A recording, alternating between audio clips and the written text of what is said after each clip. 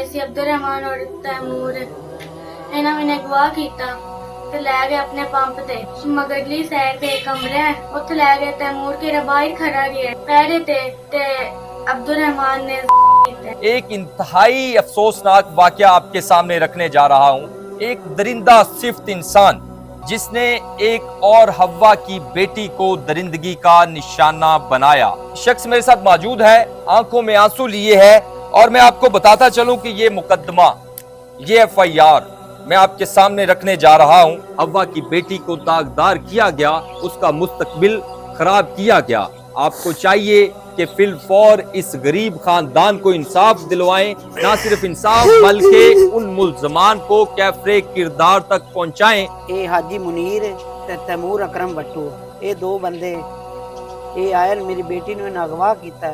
उस टाइम मैं रक्षे ते सवारियां आईयां, मैं फौरी उतारिया सवारियां उतार के ते मैं उस जगह ते गया जिथे मेरी बेटी मौजूद है। मतलब है कि जो इम्तियाज SI है वो आंदा जी उन्होंने मैं जानना वो तो बड़े आवारा है, तो लफंगा है। वो तो आज ये बात ये ऐसे ही कर रहे हैं जिसके पास आपकी एप्लीकेशन, बिल्कुल वो कह रहे हैं ये लफंगे हैं। लफंगे है वो तो शराब पींदा ज़नाखोर है वो तो ये SI मैनू कहंदा है। नाजरीन, ये बड़ी अफसोसनाक और दिल दहला देने वाली बात है कि एक ASI जो मुतलका ऑफिसर था इस एप्लीकेशन का, वो इस मजलूम शख्स को कह रहा है जिसकी बेटी के साथ, बच्ची के साथ ज्यादती की गई और गरीब आदमी के पास सवाए इज्जत के कुछ नहीं होता। दीपालपुर मरियम नवाज ने विजिट करना है, उस रात इन्हों खौफ है हो सकता है कि आदि बेटी को लैके शायद मरियम को पेश ना कर दे खुली कचहरी में। इस वजह तो इन्होंने रात को फिर मेरा पर्चा कट्टिया। सुलह की पर कहते अगर तुम सुलह ना कर सो तो असी भी इस तरह का केस जड़ा ना तुहाडे ते बना देसा है। ये इतने मिन्नतां करदा रहा था जे तू ना इस तरह सुलह कर से तो असी 10 लाख रुपया या 20 लाख ये तेरे ते डकैती दा पर्चा मतलब करा दे साढ़े पांच। आपके ऊपर पहले कोई मुकदमा हुआ है? नहीं, मुल्जमान गिरफ्तार हो चुके हैं? नहीं सर, पुलिस नूं असी 2-3 दफा क्या पुलिस रेट ही नहीं करती है। हाजी साहब जेडे वो दे पैसे दे देंदे, मैं गरीब बंदा, मैं पैसे कित्थों देवां। 8 दिनों का मेरा रक्षा बंद है। अल्लाह ही है जी साडा, तो वेखो ना अल्लाह पाक है। अगर साडा ना कसूर सी तो फिर अल्लाह तो है ना, अल्लाह साडा इंसाफ करे। अल्लाह है। बिस्मिल्लाहिर्रहमानिर्रहीम, अस्सलाम वालेकुम, मैं फयाज राजी। आज जो मैं प्रोग्राम रिकॉर्ड करने जा रहा हूं इंतहाई अफसोसनाक और शर्मनाक है। हमारे माशरे के बदलते हुए रवैयों और नाकाम निज़ाम में अदल का एक मुंह बोलता सबूत है। मैं फरीदकोट एक इलाका है जो कि तहसील दीपालपुर का बड़ा गांव है, यहाँ पे मैं मौजूद हूँ। एक छोटा सा घर है, आप पीछे देख सकते हैं, और ये इलाका सिटी थाना दीपालपुर की हदूद में आता है। एक इंतहाई अफसोसनाक वाकया आपके सामने रखने जा रहा हूं। एक दरिंदा सिफ्त इंसान जिसने एक और हव्वा की बेटी को दरिंदगी का निशाना बनाया। लेकिन अफसोसनाक बात यह है कि ये जो देहाती मेरे साथ मौजूद है, आंखों में आंसू हैं और इंसाफ के लिए देख रहा है कि इंसाफ कौन देगा इसको। ये शख्स मेरे साथ मौजूद है, आंखों में आंसू लिए है, और मैं आपको बताता चलूं कि ये मुकदमा, ये FIR मैं आपके सामने रखने जा रहा हूं। ये जो मुकदमा दर्ज किया गया सिटी थाना दीपालपुर में, और ये मुकदमा तो दर्ज किया गया, लेकिन अफसोसनाक और दिल दहला देने वाली बात यह है कि ये वाकया पेश आता है 15/10/2025 और ये 1 बजे दोपहर का वाकया है। लेकिन होता क्या है, जब ये एप्लीकेशन पुलिस स्टेशन में जमा करवाई जाती है, SHO साहब को जाके बताया जाता है कि इस गरीब आदमी की बच्ची को उठा लिया गया जब वो बाहर निकली, सौदा सलफ लेने के लिए गई, और कुछ ओबाश लड़कों ने उठाकर उसको अपनी दरिंदगी के बींट उतार दिया। लेकिन उसके बाद पुलिस क्या करती है? पुलिस मुकदमा दर्ज नहीं करती। करीब कोई 4-5 दिन गुजरते हैं, ये 21/10/2025 और रात 8 बजे मुकदमा दर्ज किया जाता है। तमाम तर कहानी क्या है, क्या हुआ, पुलिस कितना तावन कर रही है, पुलिस ने मुल्जमान को गिरफ्तार किया नहीं किया, क्या कहानी है, क्या मामला है। और मैं आपको बताता चलूं कि जब मैं इस गांव में आया तो मैंने अपने तौर पे पूरी इन्वेस्टिगेशन की। गांव के मुख्तलिफ लोगों से जाके मैंने पूछा कि कहीं ये शख्स कोई गलत बयानी तो नहीं कर रहा। तो गांव के तमाम लोगों ने मुझे बताया कि ये ओबाश लड़के ना सिर्फ ये पहली दफा इसकी बच्ची के साथ इस तरह की घिनौनी हरकत की, बल्कि इस तरह के कई इंसिडेंट कर चुके हैं। लेकिन बदकिस्मती है ये भी एक रिटायर्ड पटवारी का बेटा है। चूंकि पटवारी का बेटा होने की वजह से, प्रॉपर्टी जायदादें होने की वजह से ये नशा आवर एशिया, नशा के ऊपर लग गया, नशे की इसको लत लग गई और बिगाड़ इसने गांव में करना शुरू कर दिया। मैं इस शख्स से जानता हूं, बड़ा अफसोसनाक वाकया है। एक गरीब आदमी के पास सवाए इज्जत के और कुछ नहीं होता। बड़ा अफसोस है जी। अल्लाह ताला ਤੁਹਾਨੂੰ इस्तकामत देवे। ਅੱਖਾਂ ਚ ਆਂਸੂ ਨੇ। ਮਾਮਲਾ ਕਿਵੇਂ ਹੋਇਆ, ਕੀ ਕਹਾਣੀ ਹੋਈ ਹੈ? ਸਰ ਮੈਂ ਰਕਸ਼ਾ ਚਲਾਣਾ, ਮੇਰੀ ਬੇਗਮ ਘਰਾਂ ਦੇ ਵਿੱਚ ਕੰਮ ਕਰਦੀ, ਮਤਲਬ ਸਾਡਾ ਬੜਾ ਮੁਸ਼ਕਲ ਗੁਜ਼ਾਰਾ ਹੁੰਦਾ ਹੈ। ਦੋ ਮੇਰੀ ਬੱਚੀ ਬਾਹਰ ਸਮਾਨ ਲਵਣ ਨਿਕਲੀ ਹੈ। ਇਹ ਹਾਜੀ ਮੁਨੀਰ ਤੇ ਤੈਮੂਰ ਅਕਰਮ ਬੱਟੂ, ਇਹ ਦੋ ਬੰਦੇ ਇਹ ਆਏ ਨੇ, ਮੇਰੀ ਬੇਟੀ ਨੂੰ ਇਹਨਾਂ ਅਗਵਾ ਕੀਤਾ ਹੈ। ਅਗਵਾ ਕਰਕੇ ਇਹ ਜਨਾਬ ਉੱਥੇ ਮੁਨੀਰ ਫਿਲਿੰਗ ਸਟੇਸ਼ਨ ਜਿਹੜਾ ਫਰੀਦਕੋਟ ਦੇ ਵਿੱਚ ਮੌਜੂਦ ਹੈ, ਪੰਪ ਬੰਦ ਹੈਗਾ, ਉੱਥੇ ਲੈ ਕੇ ਗਏ।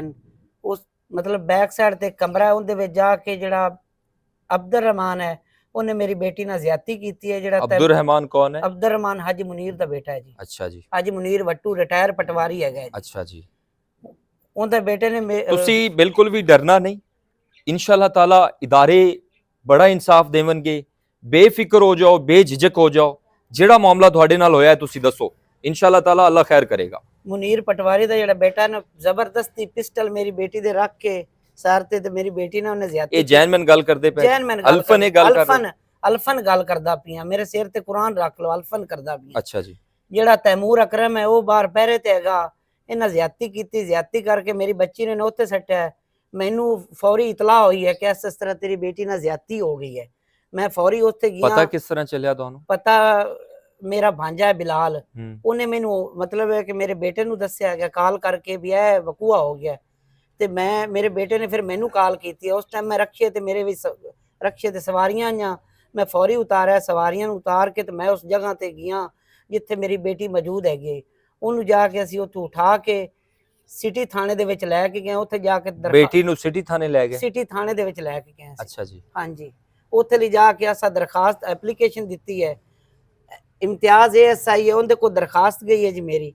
ਇਮਤਿਆਜ਼ ਜਿਹੜਾ ਨਾ ਉਹ ਕਹਿੰਦਾ ਹੈ ਜੀ ਵੀ ਤੂੰ ਬੰਦਿਆਂ ਨੂੰ ਮਤਲਬ ਹੈ ਕਿ ਟ੍ਰੇਸ ਕਰ ਵੀ ਬੰਦੇ ਤੇਰੇ ਕਿਹੜੀ ਜਗ੍ਹਾ ਤੇ ਹਨ, ਮੁਲਜ਼ਮਾਨ ਕਿਹੜੀ ਜਗ੍ਹਾ ਤੇ ਨੇ। ਅਸੀਂ ਬੰਦੇ ਵੀ ਟ੍ਰੇਸ ਕੀਤੇ ਨੇ ਜੀ, ਲੇਕਿਨ ਮਤਲਬ ਹੈ ਕਿ ਜੋ ਇਮਤਿਆਜ਼ ASI ਹੈ ਉਹ ਆਂਦਾ ਜੀ ਉਹਨਾਂ ਨੂੰ मैं जानना, वो तो बड़े आवारा है, तो लफंगा है।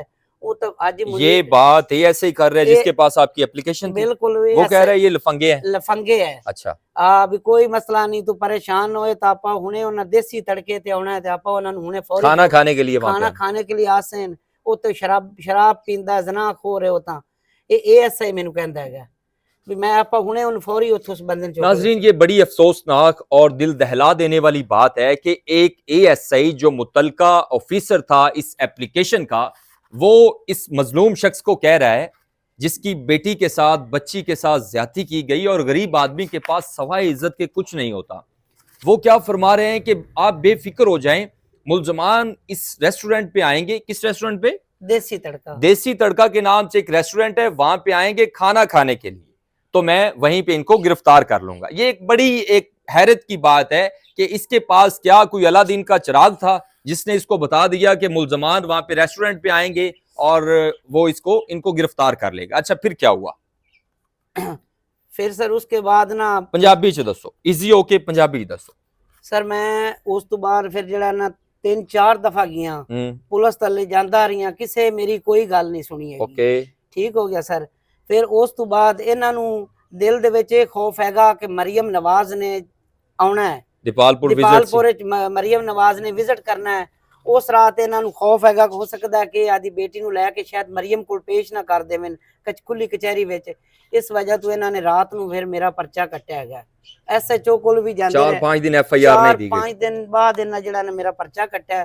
4-5 दिन बाद हाजी मुनीर ने फुल प्रेशर पुलिस ते सिफारिशां भी पैसा भी लाया इन्हें भी इस केस नू किसी तरह दबाया जावे। ये बड़ा जालिम दरिंदा है, खुद आप भी ते बेटे भी बड़े दरिंदे ने। इस तो पहले भी ये कईयां औरतां नाल मतलब बच्चियां नाल इस तरह दी कानूनी हरकत कर चुके हैं। नहीं ते ਤੁਹਾਡੇ ਕੋਲ ਵੀ ਇੱਥੇ ਘਰ ਆਏ ਨਹੀਂ? ਤੁਸੀਂ ਕਹਿ ਰਹੇ ਸੀ ਘਰ ਵੀ ਆਏ ਨੇ, ਕੋਈ ਮਾਮਲਾ ਇਸ ਤਰ੍ਹਾਂ ਦਾ? ਹਾਂਜੀ ਸਰ, ਇੱਥੇ ਘਰ ਵੀ ਆਏ ਨੇ। ਕੀ ਕਹਿੰਦੇ ਸਨ? ਸੁਲਾ ਦੀ ਪਾਰੂ ਕਹਿੰਦੇ ਅਗਰ ਤੁਸੀਂ ਸੁਲਾ ਨਾ ਕਰਸੋ ਤਾਂ ਅਸੀਂ ਵੀ ਇਸ ਤਰ੍ਹਾਂ ਦਾ ਕੇਸ ਜਿਹੜਾ ਨਾ ਤੁਹਾਡੇ ਤੇ ਬਣਾ ਦੇਸਾਂ ਵੀ ਮਤਲਬ ਅਸੀਂ ਵੀ ਤੁਹਾਡੇ ਤੇ ਔਰਤ ਪਾ ਦੇਸਾਂ ਕੋਈ ਇਸ ਤਰ੍ਹਾਂ ਦੀ ਮਤਲਬ ਹੈ ਮੈਡੀਕਲ ਲੈ ਕੇ झूठा मैडिकल। इस तरह का कोई किया भी है उन्होंने? कोई एप्लीकेशन दी है आपके खिलाफ? क्या मामला क्या हुआ है? ਸਰ ਕੋਈ- ਮੈਨੂੰ ਸੁਲਾ ਦੇ ਬਹਾਨੇ ਨਾਲ ਇਸ ਤਰ੍ਹਾਂ ਇਹਨਾਂ ਕੀਤਾ, ਰਾਤ ਨੂੰ ਇਹਨਾਂ 15 ਤੇ ਕਾਲ ਕਰਕੇ ਝੂਠੀ 15 ਕਾਲ। ਇਹਨਾਂ ਇੱਕ ਸਖੀਨਾ ਨਾਂ ਦੀ ਔਰਤ ਹੈ ਜਿਹੜੀ ਹਰ ਵਕਤ ਹੀ ਉਹਦਾ ਪੇਸ਼ਾ ਹੀ ਇਸ ਤਰ੍ਹਾਂ ਦਾ ਹੈਗਾ ਕਿ ਮਤਲਬ ਉਹਨੇ ਕਈ ਮਹੱਲੇ ਦੀ ਕਈ ਮਤਲਬ ਬੰਦਿਆਂ ਦੇ ਉੱਤੇ ਉਹਨੇ 15 ਤੇ ਕਾਲ ਕਰਕੇ ਝੂਠੇ ਕੇਸ ਬਣਾ ਕੇ ਕਈਆਂ ਬੰਦਿਆਂ ਤੇ ਇਸ ਤਰ੍ਹਾਂ ਦਾ ਉਹਨੇ ਮਤਲਬ ਡਰਾਮਾ ਕਰਦੀ ਹੈ ਜੀ ਔਰਤ। ਤੇ ਇਸ ਔਰਤ ਦੇ ਖਿਲਾਫ ਵੀ ਕਾਰਵਾਈ ਕੀਤੀ ਜਾਵੇ। ਤੇ ਜਿਹੜਾ ਹਾਜੀ ਮੁਨੀਰ ਹੈਗਾ ਇਹ ਇੱਥੇ ਮਿੰਤਾਂ ਕਰਦਾ ਰਿਹਾ ਆਂਦਾ ਜੇ ਤੂੰ ਨਾ ਇਸ ਤਰ੍ਹਾਂ ਸੁਲ੍ਹਾ ਕਰਸੇ ਤਾਂ ਅਸੀਂ 10 ਲੱਖ रुपया या 20 लाख ਇਹ ਤੇਰੇ ਤੇ ਡਕੈਤੀ ਦਾ ਪਰਚਾ ਮਤਲਬ ਕਰਾ ਦੇ ਸਮ ਸਾਡੇ ਪੰਪ। आपके ऊपर पहले कोई मुकदमा हुआ है? नहीं, FIR मुकदमा पर्चा नहीं, कोई आपका कोई क्रिमिनल रिकॉर्ड? नहीं, कोई क्रिमिनल रिकॉर्ड कोई रिकॉर्ड नहीं? कोई रिकॉर्ड। अच्छा, मरियम नवाज के आने के डर की वजह से पुलिस ने FIR दी? ਬਿਲਕੁਲ ਮਰੀਮ ਨਵਾਜ਼ ਦਾ ਇਹਨਾਂ ਨੂੰ ਖੌਫ ਹੈਗਾ ਵੀ ਮਰੀਮ ਆ ਸੀ ਤੇ ਮਤੇ ਇਹਨਾਂ ਵੇ ਸਵੇਰੇ ਉੱਥੇ ਪੇਸ਼ ਹੋ ਜਾਵਣ। ਉਸ ਡਰ ਤੋਂ ਰਾਤੋਂ ਰਾਤ ਇਹਨਾਂ ਨੇ ਪਰਚਾ ਦਿੱਤਾ। ਹਾਜੀ ਮੁਨੀਰ ਇਹ ਵੀ ਮੈਨੂੰ ਅਲਫਾਜ਼ ਬੋਲਣ, ਸਾਡੇ ਕੋਲ ਰਿਕਾਰਡਿੰਗ ਮੌਜੂਦ ਹੈਗੀ ਹੈ ਕਿ ਜਿਹੜਾ ਨਾ ਬਈ ਤੁਸੀਂ ਪੁਲਿਸ ਨੂੰ ਕਾਲ ਕਰੋ ਤੇ ਉਹ ਜਿਹੜੇ ਜਿਵੇਂ ਜਾਣਦੇ ਨੇ ਉਹ ਤੁਸੀਂ ਪਰਚਾ ਰੁਕਾਓ, ਅੱਜ ਰਾਤ ਨੂੰ ਸਾਡੇ ਤੇ ਮਤਲਬ ਪਰਚਾ ਹੋ जाना है। मोहतरमा मरियम नवाज शरीफ साहिबा, यकीनन आपके आने से एक गरीब खानदान का फायदा तो हुआ, मुकदमा तो दर्ज किया गया, पुलिस ने आपके डर से FIR तो दे दी। ये मुकदमा नंबर में मैं आपके सामने रखना चाहता हूँ।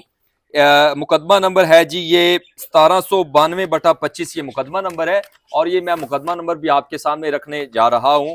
और CM पंजाब के आने की डर की वजह से 5 से 6 दिन इस FIR में ताखीर की गई, एप्लीकेशन वहाँ पे पड़ी रही और कुछ मुका की चक्कर में इस गरीब आदमी को किसी न किसी तरह से मैनेज किया जाए ताकि ये इंसाफ के लिए मजीद आवाज़ बुलंद ना करे।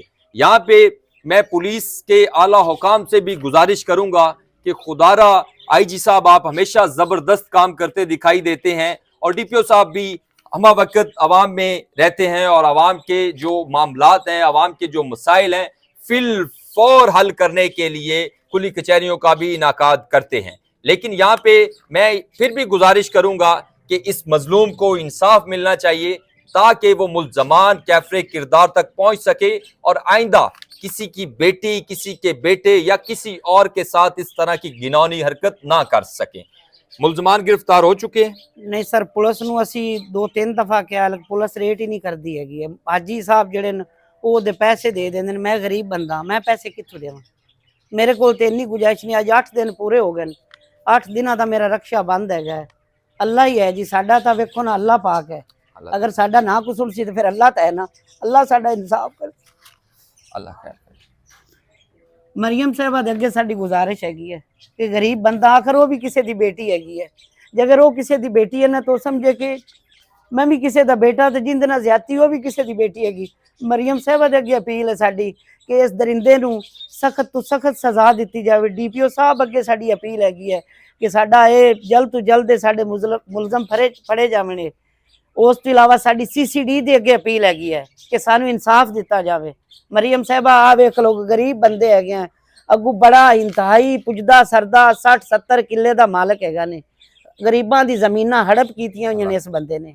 ਤੇ ਜਿਵੇਂ CM साहिबा आपसे हाथ जोड़ के ये अपीलें करने वाला, हाथ जोड़ के इंसाफ की अपील करने वाला ये गरीब देहाती जो रिक्शा चलाता है, मजदूरी करता है, और चूंकि आप भी एक खातून हैं, खातून होने के नाते आप इस चीज़ को बेहतर जानती हैं कि जिस बेटी के साथ, जिस बच्ची के साथ इस तरह की घिनौनी हरकत की गई, हव्वा की बेटी को दागदार किया गया, उसका मुस्तकबिल खराब किया गया। आपको चाहिए कि फिल फौर इस गरीब खानदान को इंसाफ दिलवाएं, ना सिर्फ इंसाफ बल्कि उन मुल्ज़मान को कैफरे किरदार तक पहुंचाएं ताकि आइंदा उनकी इस तरह की जुर्रत ना हो सके कि आइंदा किसी पर इस तरह का जुल्म ना कर सकें। धाड़े मार रहे, आंखों में आंसू और अपीलें करता ये मजलूम शख्स दरवाजे खटखटा रहा है, हमारे अदारों के दरवाजे खटखटाता नजर आ रहा है और अदारों के दरवाजे खटखटा रहा है। यहाँ पे इदारों की जिम्मेदारी है कि इसको फिल फौर इंसाफ दें।